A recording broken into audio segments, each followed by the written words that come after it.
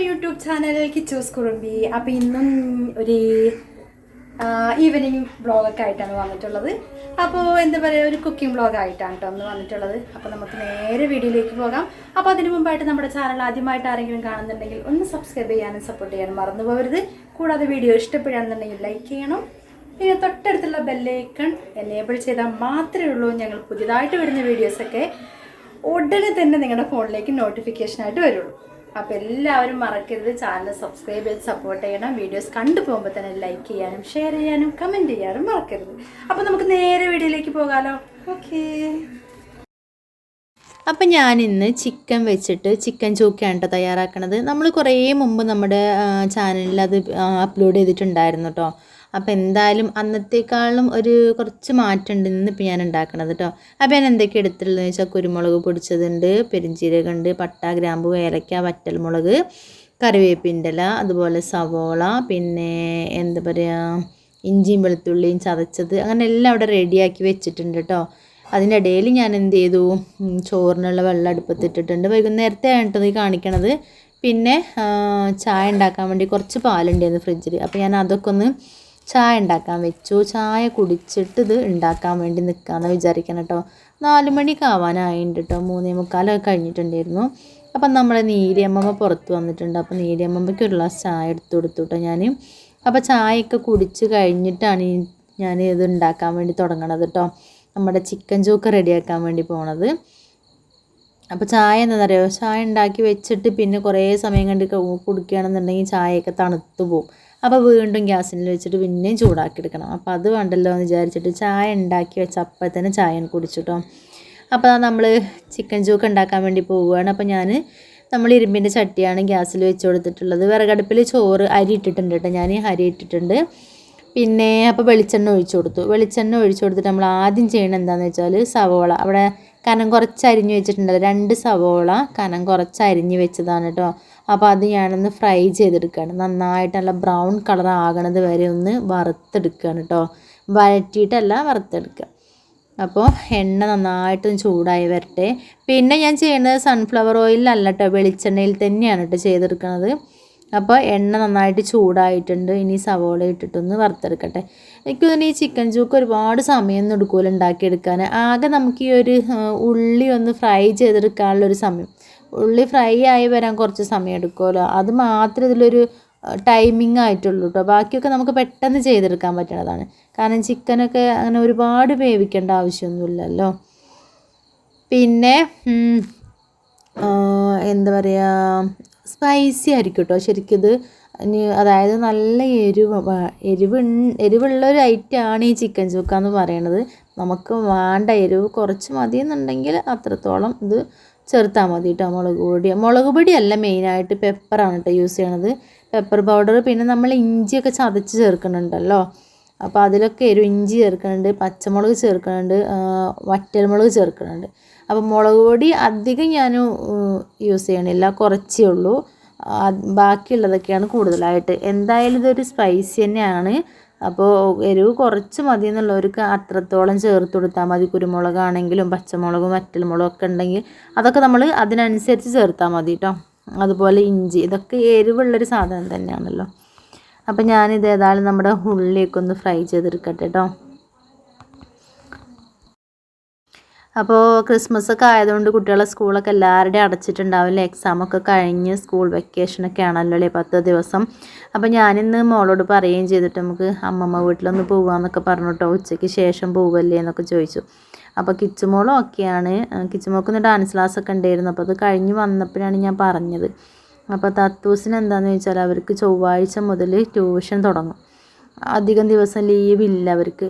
അപ്പം എൻ്റെ അടുത്ത് പറയാം, പോയിട്ട് അന്ന് ഒരു ദിവസം നിൽക്കണം, പിന്നെ പിറ്റേന്ന് ഇങ്ങോട്ട് തന്നെ വരണ്ടമ്മ, അപ്പോൾ പോകാനൊരു താല്പര്യമില്ല. അത് അവളെ പറഞ്ഞിട്ടും കാര്യമില്ല കേട്ടോ. ഞാനാണെങ്കിലും പിന്നെ അമ്മേൻ്റെ വീട്ടിൽ പോകുകയെന്ന് പറയുമ്പോൾ 2-3 ദിവസമെങ്കിലും നിൽക്കണം. അവിടെ ചെന്ന് കഴിഞ്ഞാൽ പിന്നെ പിറ്റേന്ന് തന്നെ ഇങ്ങോട്ട് ഓടിപ്പോരുക എന്ന് പറയുമ്പോൾ അത് ഭയങ്കര ബുദ്ധിമുട്ടാണ്. അപ്പോൾ അങ്ങനെ പോക്ക് ഞങ്ങൾ ക്യാൻസൽ ചെയ്തു. 2 ദിവസം നിൽക്കാനേ പറ്റുള്ളൂ.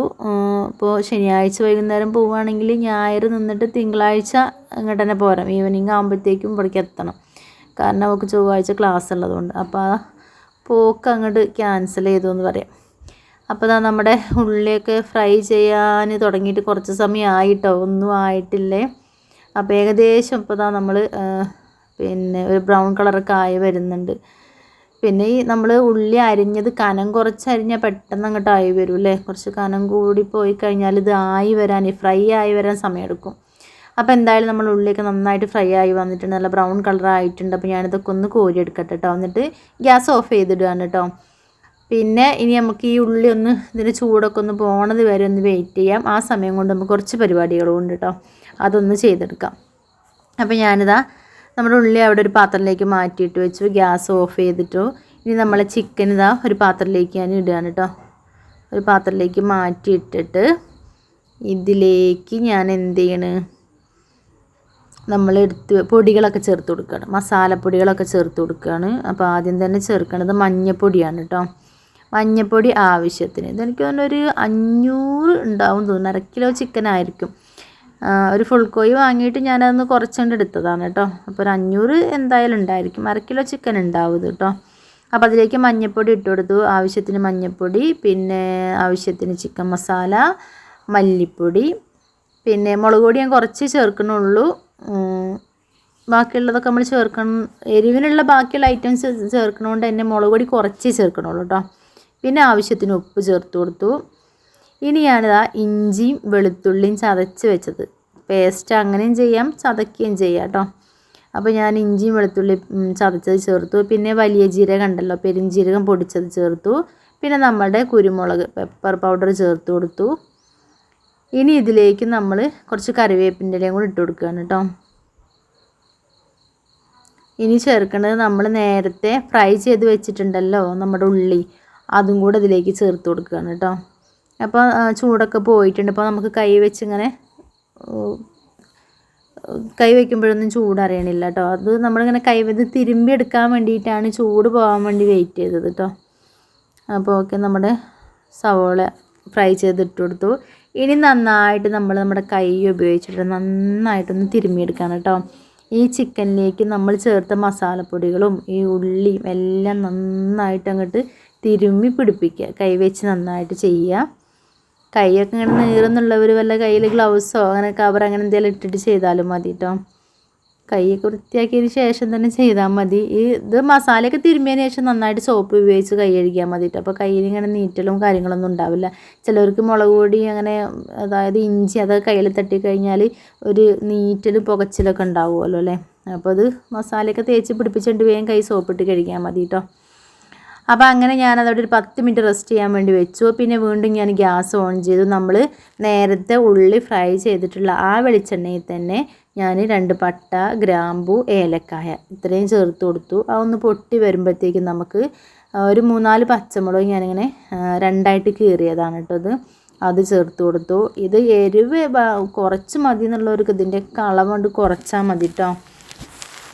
പിന്നെ ഇതിലേക്ക് ഇത് നന്നായിട്ടൊന്നിൻ്റെ പച്ചമണം, ഈ പച്ചമുളകിൻ്റെ ഒരു പച്ചമണമൊക്കെ ഒന്ന് മാറി വരുമ്പോൾ സമയത്ത് നമുക്കിതിലേക്ക് വറ്റൽമുളകും കറിവേപ്പിൻ്റെ ഇലയും ചേർത്ത് കൊടുക്കുക. വറ്റൽമുളക് ഒരു 2 വറ്റൽമുളക് ഇങ്ങനെ 2 3 എടുത്തിട്ട് 2ആയിട്ട് ഇങ്ങനെ കൈവച്ച് ഇങ്ങനെ പിച്ചിട്ട് കൊടുത്താൽ മതി കേട്ടോ. അങ്ങനെ പിന്നെ ഇതിലേക്ക് ചേർക്കാൻ പോണത് നമ്മൾ നേരത്തെ എടുത്ത് നമ്മളെ എന്താ പറയുക മസാലയൊക്കെ തേച്ച് സെറ്റാക്കി വെച്ചിട്ടുള്ള ചിക്കൻ ഉണ്ടല്ലോ, ഇത് നമ്മൾ ഈ എണ്ണയിലേക്ക് അങ്ങനെ ചേർത്ത് കൊടുക്കുകയാണ് കേട്ടോ. എന്നിട്ട് നന്നായിട്ട് ഇളക്കി കൊടുക്കുക. പിന്നെ നമ്മൾ സിമ്മിലിട്ടിട്ട് അടച്ച് വെച്ചിട്ട് ഒരു 5 മിനിറ്റ് വേവിക്കുക. അതായത് വെള്ളം ഒഴിച്ച് കൊടുക്കുകയേ ചെയ്യരുത് കേട്ടോ. 5 മിനിറ്റ് നമ്മൾ നന്നായിട്ട് ഇളക്കിയതിന് ശേഷം 5 മിനിറ്റ് ഒന്ന് അടച്ച് വയ്ക്കുക. 5 അല്ലെങ്കിൽ ഒരു 3 മിനിറ്റെങ്കിലും അടച്ച് വെച്ച് വേവിച്ചിട്ട് പിന്നെ തുറന്ന് നോക്കിയിട്ട് വീണ്ടും ഇളക്കിയിട്ട് ഒന്നും കൂടെ വേവിച്ചെടുക്കണം.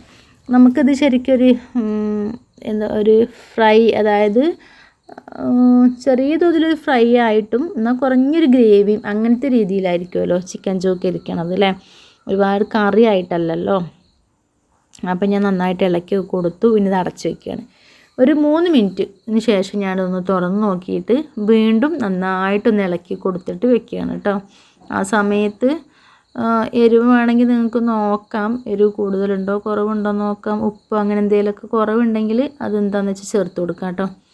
അപ്പോൾ വീണ്ടും ഞാൻ നന്നായിട്ട് ഇളക്കി കൊടുത്തിട്ട് ഇനി ഒന്നുകൂടെ അടച്ച് വെച്ചിട്ട് തന്നെ വേവിക്കുകയാണ് കേട്ടോ. അപ്പോൾ ഒരുപാട് സമയമൊന്നും വേണ്ട നമുക്ക് ചിക്കൻ വെന്ത് വരാൻ കേട്ടോ. അപ്പോൾ ഇതുപോലെ ചിക്കൻ ചൂക്ക് തയ്യാറാക്കി നോക്കാത്തവരാരെങ്കിലും ഉണ്ടെങ്കിൽ ഇങ്ങനൊന്ന് തയ്യാറാക്കി നോക്കുക. നിങ്ങളുടെ ഫീഡ്ബാക്കൊക്കെ കമൻ്റായിട്ട് അറിയിക്കുക. അപ്പോൾ ഇന്നത്തെ ഈ റെസിപ്പി നിങ്ങൾക്ക് ഇഷ്ടപ്പെട്ടാൽ ലൈക്ക് ചെയ്യാനും ഷെയർ ചെയ്യാനും ചാനൽ ആദ്യമായിട്ട് ആരെങ്കിലും കാണുന്നുണ്ടെങ്കിൽ ഒന്ന് സബ്സ്ക്രൈബ് ചെയ്യാനും മറന്നു പോകരുത് കേട്ടോ.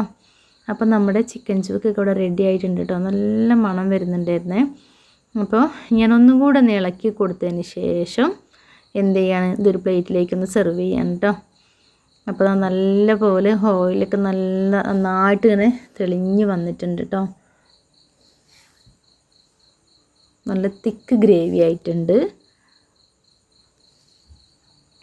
അപ്പോൾ ഇനി നമ്മളിതൊരു പാത്രത്തിലേക്ക് മാറ്റിയിടാൻ വേണ്ടി പോവുകയാണ് കേട്ടോ. അപ്പോൾ നമ്മുടെ ചോറിൻ്റെ കൂടെയോ ചപ്പാത്തിയുടെ കൂടെയോ സൈഡായിട്ട് നമുക്ക് ഉപയോഗിക്കാൻ പറ്റും.